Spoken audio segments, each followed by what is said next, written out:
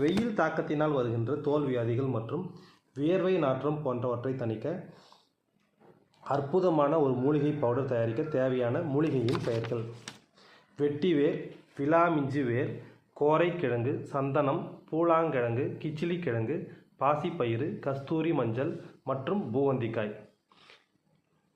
இவற்றை தேவையான அளவிற்கு 50 கிராமிலிருந்து 100 கிராம் வரைக்கும் வாங்கி நன்றாக வெயிலில் காய வைத்து நமது வீட்டில் உள்ள மிக்சியில் அரைத்து பொடி செய்து வைத்துக்கொண்டு தினமும் குளிக்கும் பொழுது உடம்பில் சோப்பிற்கு பதிலாக தேய்த்து குளித்து வந்தால் உடம்பில் நல்ல மனம் வீசும், அதே நேரம் பொலிவும் அடையும், வியர்வையினால் வரும் தோல் வியாதிகளும் குறையும்.